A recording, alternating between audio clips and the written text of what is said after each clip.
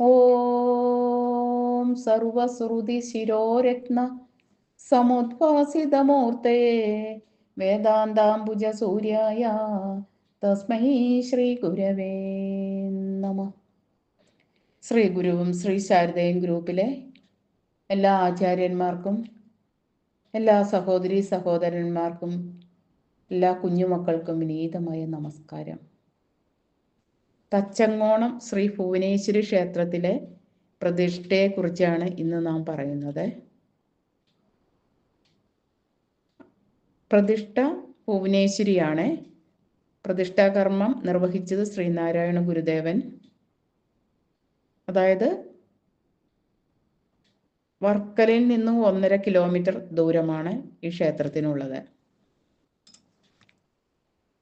ശിവഗിരിക്ക് സമീപമാണ് തച്ചങ്കോണം ഭുവനേശ്വരി ക്ഷേത്രം. ഗുരുദേവൻ ശിവഗിരിയിൽ സ്ഥിരമാക്കുന്നതിനു മുമ്പേ ഈ ഭദ്രകാളി ക്ഷേത്രത്തിൽ ധ്യാനത്തിനായി സന്ദർശിക്കാറുണ്ടായിരുന്നു. അതോടൊപ്പം സമീപമുള്ള പ്ലാവിള വീട്ടിലും വിശ്രമിക്കാറുണ്ടായിരുന്നു. രൗദ്രഭാവത്തിലുള്ള ഭദ്രകാളിയെ കൂടാതെ മാടൻ, മറുത തുടങ്ങിയ ഉപദേവതകളും ഉണ്ടായിരുന്നു.